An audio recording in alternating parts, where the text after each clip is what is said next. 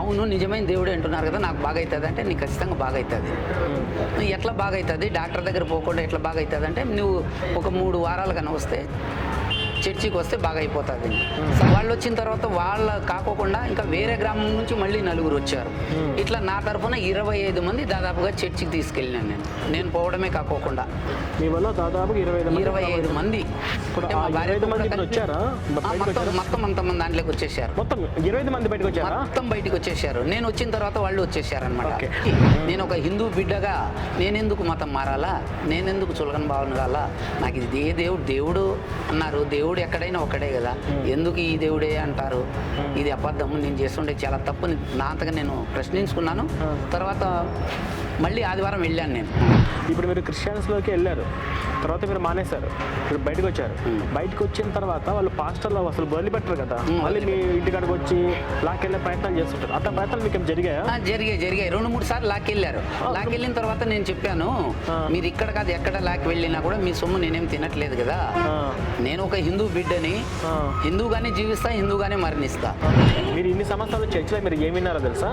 రక్తం కార్చాడో రక్తం, నమ్మకపోతే నరకం పడేస్తాడు నరకం, పుట్టడంలో పాపములు పుట్టారు పాపి, మీకు బుద్ధి లేదు, మీరు గొర్రెలు, ఇవి తప్ప కొత్తగా ఎప్పుడైనా విన్నారా? ఏం లేదు, ఇవే వింటున్నాం.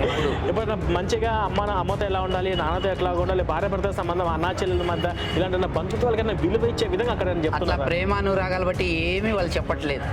ప్రేమానురాగం అంటేనే లేదు అక్కడ. నమస్కారం అండి, వెల్కమ్ టు తెలుగు ఎక్స్కృష్ణ యూట్యూబ్ ఛానల్. ఇవాళ మనతో పాటు ఉన్నారు శ్రీను నాయక్ గారు. సో ఇతను 21 ఏజ్లో ఉన్నప్పుడు క్రిస్టియన్ మతంలోకి వెళ్ళి మళ్ళీ బయటకు వచ్చారు. అంటే ఏ సందర్భంలో వెళ్ళాల్సి వచ్చింది, మరి ఎలా తిరిగి గర్భాప్సాయని వివరాలు మనం ఇక్కడ తెలుసుకుందాము. సార్ నమస్కారం. సార్ నమస్తే సార్.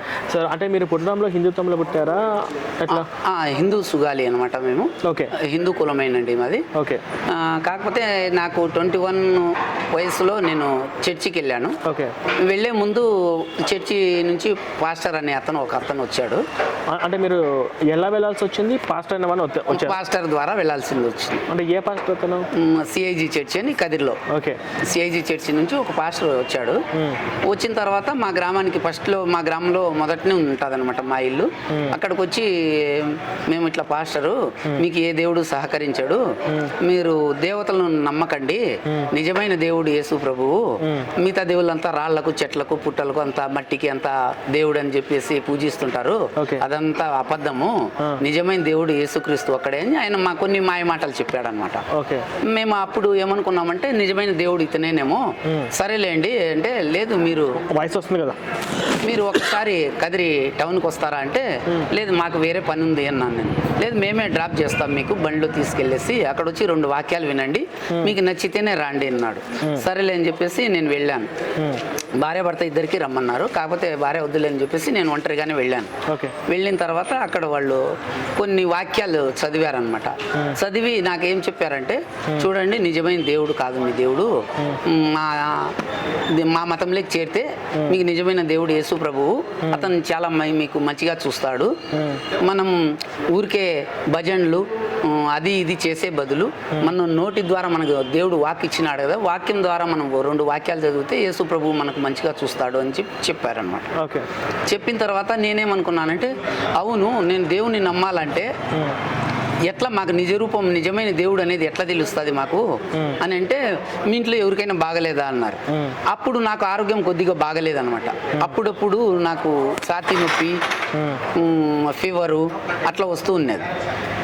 నిజమేనేమో లే అన్న, మీకు ఇప్పట్లో ఏదో మీకు ఫీవర్ అప్పుడప్పుడు వస్తూ ఉంటుంది కదా అని అంటే, వాళ్ళు వేరే వాళ్ళని తెలుసుకున్నారనమాట, గ్రామంలో అడిగి తెలుసుకున్నారు.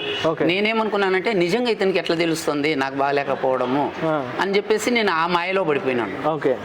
అవును నిజమైన దేవుడే అంటున్నారు కదా, నాకు బాగా అవుతుంది అంటే నీకు ఖచ్చితంగా బాగా అవుతుంది. ఎట్లా బాగా అవుతుంది, డాక్టర్ దగ్గర పోకుండా ఎట్లా బాగా అవుతుంది అంటే, నువ్వు ఒక 3 వారాలు కన్నా వస్తే చర్చికి వస్తే బాగా అయిపోతుంది. సరేలేని 2-3 వారాలు వెళ్ళాను. వెళ్ళిన తర్వాత వాళ్ళు ఒక బైబిల్ కొత్త నిబంధన గ్రంథం అని ఒక బైబిల్ ఇచ్చారు పుస్తకం, అందులోంచి అన్ని చదువుని ఆ సువార్తలన్నీ చదివాను నేను. చదివిన తర్వాత నిజమేనేమోలే, నిజమైన వాక్యాలు ఇంతకుముందు మాదిరి మనకి ఏ దేవుడు చెప్పలేదు, ఏ పూజారి చెప్పడు కదా అని చెప్పేసి నిజమేలేని పోతా ఉన్నా. నేను పోయిన తర్వాత మా భార్య కూడా వచ్చింది నాతో బట్టి, నేను వస్తాను పదా అని. మా భార్య వచ్చింది. మా భార్య వచ్చిన తర్వాత మా భార్య వెళ్ళి వేరే వాళ్ళకి చెప్పింది, ఇట్లా మేము చర్చికి పోతున్నాము బాగా అవుతుంది అంట అని. వచ్చాను. మా గ్రామస్తులు ఇంకా ఇద్దరికి అనారోగ్యంగా ఉన్నారు, వాళ్ళకు మూర్ఛ వాయువు అన్నమాట. వాళ్ళు మేము వస్తామని వాళ్ళతోనే ఈ పాస్టర్ కలిసినాడు. అయ్యా ఇతను సీను నాయక్ అనే అతను వస్తున్నాడు కదా, మీరు రండి. సరేలేని వాళ్ళు వచ్చారు ఇద్దరు. వాళ్ళు వచ్చిన తర్వాత వాళ్ళ కాకోకుండా ఇంకా వేరే గ్రామం నుంచి మళ్ళీ 4 వచ్చారు.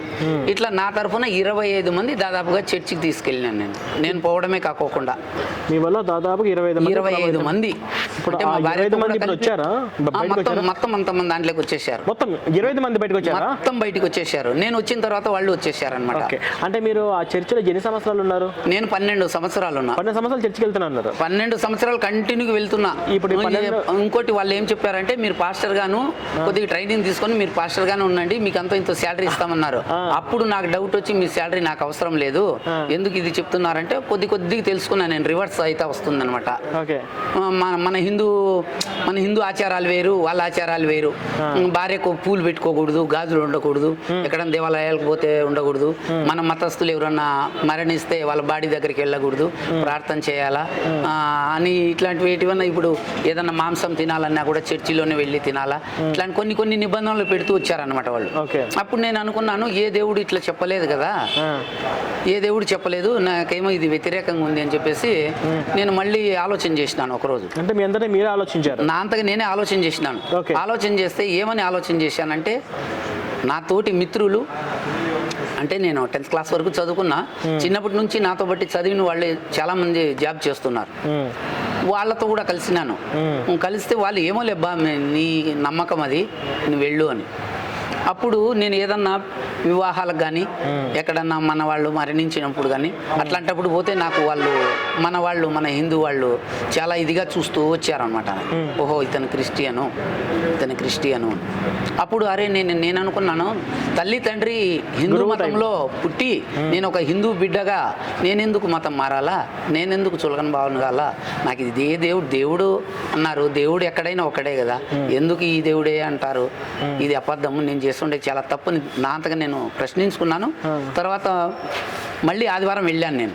వెళ్ళిన తర్వాత వాళ్ళు నాకు బాప్తిస్మం కూడా ఇచ్చారు. బాప్తిస్మం తీసుకున్నాను, మా భార్యతో ఇప్పించినాను, ఇంకా 12 మందికి బాప్తిస్మము ఇప్పించినాను. ఎక్కడ చూసినా వాక్యాలు చదువుకుంటూ పోతున్నా. ఆ రోజు నైట్ నేను ప్రశ్నించుకొని నా అంతగా నేనే వెళ్ళి, నేను రావట్లేదు, నాకు నచ్చట్లేదు మీ పద్ధతులు, నేను ఒక హిందూ బిడ్డని, హిందూగానే జీవిస్తా, హిందూగానే మరణిస్తా, నాకు దయచేసి ఇంక నుంచి పిలవకండి అని చెప్పేసి వచ్చేసినాను. ఇప్పుడు మీరు క్రిస్టియన్స్లోకి వెళ్ళారు, తర్వాత మీరు మానేశారు, ఇప్పుడు బయటకు వచ్చారు. బయటకు వచ్చిన తర్వాత వాళ్ళు పాస్టర్లు అసలు వదిలిపెట్టరు కదా, మళ్ళీ మీ ఇంటికాడికి వచ్చి లాక్కెళ్ళే ప్రయత్నాలు చేస్తుంటారు. అట్లా ప్రయత్నాలు మీకు జరిగాయా? జరిగాయి 2-3 సార్లు లాక్కెళ్ళారు. లాక్కెళ్ళిన తర్వాత నేను చెప్పాను, మీరు ఇక్కడ కాదు ఎక్కడ లాక్ వెళ్ళినా కూడా మీ సొమ్ము నేనేం తినట్లేదు కదా, నేను ఒక హిందూ బిడ్డని, హిందూగానే జీవిస్తా, హిందూగానే మరణిస్తా, నేను ఎందుకు మత మార్పిడి కావాలా, మా పెద్దలు ఎవరు క్రిస్టియన్ కాదు కదా, మళ్ళీ నేనెందుకు క్రిస్టియన్ కావాలా, నేనైతే రాలేదు అని చెప్పినాను. ఇట్లా చాలా మతం కాదు, మార్గము, నిజమైన మార్గము ఇది మార్గం అంటుంటారు, చాలా మంది చెప్పినారు ఇట్లా. వాళ్ళ పాస్టర్లు ఏదేదో చెప్తుంటారు వాళ్ళు, అవన్నీ నాకు నచ్చట్లేదు అనమాట. ఇదంతా కాదు, ఇదంతా అబద్ధము.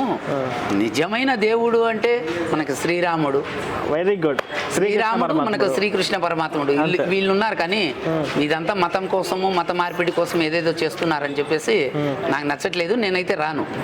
మీరు మాత్రం నాకు ప్రలోభాలు పెట్టకండి. ప్రలోభాలు నేను ఇంకో మాట కూడా చెప్పాను, ప్రలోభాలు పెట్టారనుకోండి మీ పైన పోలీస్ కంప్లైంట్ పెడతానన్నాను. అప్పుడు వాళ్ళు రాకుండా అయిపోయినారు. వాళ్ళు మనము బలవంతంగా మత మార్పిడి చేస్తున్నారు అన్న అంశం మీద మన కేసు బుక్ చేయొచ్చు, వాళ్ళు ఇంటికాడికి వచ్చి బెదిరిస్తూ ఉంటే హక్కులేదు. ఇప్పుడు మీరు ఎలాగైతే స్ట్రాంగ్గా ఉన్నారో, మిమ్మల్ని చూసి వెళ్ళిన 15-20 మంది ఉన్నారు కదా, ఆ 25 మంది కూడా స్ట్రాంగ్గా ఉన్నారు మీలాగే? నాలాగే స్ట్రాంగ్గా నేను ఎప్పుడైతే పోకుండా అయిపోయినానో వాళ్ళకి మళ్ళీ నేను పోయి చెప్పాను, నా ద్వారానే మీరు చర్చికి వెళ్ళారు కదా, ఇది చాలా తప్పు, మనం పోకూడదు, మనం హిందూగా పుట్టినాము, హిందూగానే జీవించాలా, హిందూగానే మరణించాలా, మనకు వేరే పద్ధతులు వద్దు అని చెప్పినాను. సరేలేని నిలిచిపోయినారు వాళ్ళు. మళ్ళీ వాళ్ళ దగ్గర పోయి అడిగితే, లేదు తను సీనా నాయక్ వస్తేనే మేము వస్తాము, లేదు మేము హిందూగానే ఉంటామని చెప్తే సరేలేని ఆ రోజు నుంచి గ్రామంలోకి రాకుండా అయిపోయినారు. చాలా సంతోషం, చాలా హ్యాపీ అనిపిస్తుంది. సో మీ రిజల్ట్. ఇప్పుడు మీ దాంట్లో ఎవరన్నా స్టూడెంట్స్ ఉన్నారా, చదువుకున్న వాళ్ళు, యువత పిల్లలు ఎవరైనా ఉన్నారా? ఎందుకంటే వాళ్ళు వాళ్ళకు బైబిల్ అంటే ఏంటి, యేసుక్రీస్తు అంటే చాలా మంది తెలియదు, వాళ్ళు బైబిల్ అని అబద్ధాలు చెప్తుంటారు. ఇప్పుడు ఏంటంటే ఇందులో కొన్ని పుస్తకాలు మీకు ఇస్తాను. ఇప్పుడు ఆ పిల్లలు ఎవరు ప్యాషన్ చేస్తారు. ఓకే, ఈ పుస్తకాలు ఇస్తాను, అంటే ఈ యొక్క ఎక్స్క్రిప్షన్ బుక్లెట్స్ ఏంటంటే ఎవరైనా యేసుప్రభు దేవుడు అని చెప్పి నమ్మించిన బాబు ఈ పుస్తకాలు చదవండి. అది అసలు యేసుప్రభు దేవుడు కాదు. యేసుప్రభు దేవుడు అంటే బైబిల్ ప్రకారంగా నరకానికి వెళ్తారు. మీరు ఇన్ని సంవత్సరాలు చర్చిలో మీరు ఏమి విన్నారో తెలుసా? రక్తం కార్చాడో రక్తం, నమ్మకపోతే నరకం పడేస్తాడు నరకం, పుట్టడంలో పాపములు పుట్టారు పాపి, మీకు బుద్ధి లేదు, మీరు గొర్రెలు. ఇవి తప్ప కొత్తగా ఎప్పుడైనా విన్నారా? ఏం లేదు, ఇవే వింటున్నాం. ఎప్పుడైనా మంచిగా అమ్మతో ఎలా ఉండాలి, నాన్నతో ఎట్లా ఉండాలి, భార్య భర్త సంబంధం, అన్నా చెల్లెల మధ్య ఇలాంటి బంధుత్వాలకైనా విలువ ఇచ్చే విధంగా అక్కడ చెప్తున్నారు. ప్రేమానురాగాలు బట్టి ఏమీ వాళ్ళు చెప్పట్లేదు. ప్రేమానురాగం అంటేనే లేదు అక్కడ. ఇద్దరు పాస్టర్లకి పడదు, చర్చికి వచ్చే వాళ్ళు ఇద్దరికి అసలు ఏమి అండర్స్టాండింగ్ వాళ్ళకి ఏమి పడదు. కాబట్టి ఇటువంటి దరిద్రంలో నుంచి మీరు బయటకు వచ్చారు. మీకు మా ఎక్స్క్రిప్షన్ ఛానల్ తరఫున మీరు చాలా మందికి ఇన్స్పిరేషన్ అవుతున్నారు. ఇప్పుడు ఏంటంటే మిమ్మల్ని ఒక్కడ హడావుడిగా కలుస్తున్నాను. మళ్ళీ నెక్స్ట్ టైం నేను ఒక 1 month తర్వాత మళ్ళీ ఇక్కడికి వస్తాను. అక్కడ ఎవరెవరైతే ఆ 25 మంది వెళ్ళి మళ్ళీ బయటకు వచ్చారన్నారో మాకు ఒకసారి పరిచయం చేపిస్తే వాళ్ళందరి చేత ఒక చిన్న మీటింగ్ పెట్టి మా తరపు నుంచి మా టీం నుంచి వాళ్ళకి ఏదైనా చిన్న ప్రెజెంటేషన్ అయితే ఖచ్చితంగా ఇస్తాను. ఓకేనండి. ఇప్పుడు మీరు చేసిన తప్పేందంటే ఏ దేవుడైనా ఒకటి, ఏ మతమైనా ఒకటి అన్న భ్రమలో మీరు చర్చికి వెళ్ళారు. అంతే. ఆ భ్రమలో వెళ్ళిన తర్వాత అక్కడికి వెళ్ళిన తర్వాత మీరు సర్వస్వం ఇప్పుడు మీరు ఆ 12 సంవత్సరాల్లో ఒక వినాయక చవితి లేదు, శ్రీరామనవమి లేదు, కృష్ణాష్టమి లేదు, బొట్టు లేదు, ఇలాంటి అన్ని సంతోషాలకి ఉన్న పండుగలన్నిటికీ మీరు దూరం అయిపోయాము. కాబట్టి మళ్ళీ ఇప్పుడు తిరిగి వచ్చి ఆ సంతోషాన్ని మీరు అనుభవిస్తున్నారు. కాబట్టి మీరు మీ పిల్లల్ని పెంచేటప్పుడు హిందూ ధర్మం తప్ప వేరే మత ధర్మం గొప్పది కాదు అని ఖచ్చితంగా చెప్పాలి. ఖచ్చితంగా చెప్తున్నాను. అలాగే నేను ఒక భజన గీతాలు కూడా ఒక గురువుగా, ఒక భజన సంఘాల గురువుగా పనిచేసుకుంటూ చాలా సంతోషం అందరికి భజనలు చేపించుకుంటూ రాని వాళ్ళకు కూడా భజన అంటే ఏమి, భక్తి అంటే ఏమి, దైవం అంటే ఏమి, మన మతం అంటే ఏమి చెప్పుకుంటూ వెళ్తున్నాను. మళ్ళీ తర్వాత కలిసినప్పుడు ఇంకా మిమ్మల్ని ఏదో వర్క్ మీద ఉన్నట్టున్నారు. తర్వాత కలిసినప్పుడు మళ్ళీ ఆ 25 మందిని ఒకసారి మాకు పరిచయం చేయించండి. సార్ పూజ సార్ మీరు కాంటాక్ట్ ఆ సార్ వచ్చారు కదా, అక్కడ ఉన్న సార్ తోటి మీరు కాంటాక్ట్ ఉండండి. ఆ సార్ని మిమ్మల్ని కాంటాక్ట్ ఆ 25 మందిని మా తరపు నుంచి గిఫ్ట్ ఇస్తాము. అసలు మొత్తం ఇంకా చర్చికి వెళ్తున్న వాళ్ళు ఎవరైతే ఉన్నారో వాళ్ళని కూడా బయటకు తీసుకురావాలి. వాళ్ళు కూడా మనలే, మీలాగా హిందువులే, మీలాగా ప్రలోభాలకు పెట్టి వెళ్ళిన వాళ్ళే. వాళ్ళందరూ కూడా బయటకు తీసుకురావాల్సిన బాధ్యత మనందరి మీద ఉంది. దానికి బైబుల్ అంటే ఏందో తెలిస్తే, బైబుల్లో ఎంత దరిద్రం ఉందో తెలిస్తే వాళ్ళంతటా వాళ్ళ బయటకు వచ్చే వాళ్ళు చాలా మంది ఉన్నారు స్టూడెంట్స్. వాళ్ళకి మాక్సిమం ఈ పుస్తకాలు అందజేయండి. వాళ్ళ దగ్గర కూర్చోబెట్టి చెప్పండి. మీరు మంచి ఏదో చెడ్డదో చెప్పాలి. ఇప్పుడు నాగుపాముకి విషం ఉంది, అది కాటేసి చచ్చిపోతుంది అనే విషయము మనకు చిన్నప్పుడు స్కూల్లో మనం ఎలాగైతే చదువుకున్నామో, క్రైస్తవ మతం ఉంది, ఆ మతంలోకి వెళ్తే బొట్టు ఉండదు, సంతోషం ఉండదు, పండగలు ఉండవు, ఒక దేవుడు ఉండదు, అన్ని అబద్ధాలు ఉంటాయి. ఈ మంచి ఏదో చెడ్డదో అలా చెప్పగలిగినప్పుడు వాళ్ళు ఎప్పుడు ఆ మతంలోకి వెళ్ళరు. ఇప్పుడు మా తాత ముత్తాతలు కూడా హిందూ ధర్మమే గొప్పది, హిందుత్వం వదిలిపెట్టి వెళ్ళొద్దు అని చెప్పి ఉండింటే మీరు ఇప్పుడు వెళ్ళే వాళ్ళం కాదు. మా నాన్న కూడా వెళ్ళేటోడు కాదు. అలా చెప్పకపోవడం. ఇప్పుడు మీరు శ్రీనివాస్ నాయక్ సాక్షి మీరు విన్నారు కదా, నేను అనుకుంటే పోతే పని ఏం చేస్తావు, ఆడ దిక్కుంటే ఒకరిద్దరు ఏది పోతావు. నేను మా వీడియోలో ఏం ప్రభావం లేకపోయినా తనంతట తన ఒంట్లో ఆ హిందూ రక్తం ఏదైతే అది బయటకు వచ్చింది. ఎప్పుడైతే బయటికి రావాలో అప్పుడైతే బయటకు వచ్చింది. మనం ఏదైనా సర్ప్రైజ్ లాగా చేద్దామని అనుకుంటే ఇప్పుడు ఎనికిరా కాబట్టి ఇప్పుడైతే ఏం చేయకపోతున్నాను. నెక్స్ట్ ఎనికిరా తగలరా వాళ్ళందరినీ కూర్చోబెట్టి తీసుకొని మనం ఒక చిన్న కూడా చేద్దాము. అంటే వాళ్ళు మనము ఎంతోమంది ఉన్నారో వాళ్ళందరినీ బయటికి తీసి వాళ్ళకి సరైన మోటివేషన్ ఇస్తే వీళ్ళని ఇంకో 10 మంది ఇన్స్పైర్ అయ్యి, ఇంకొక 20 మంది ఇన్స్పైర్ అయ్యి మొత్తం ఈ పాషాండాల మతం లేక వాళ్ళు బెంగళూరు నుంచి వచ్చినారంట. ముందు నేను చర్చికి పోతాను, కాపాడిన వారు అవుతాము. జై శ్రీరామ్.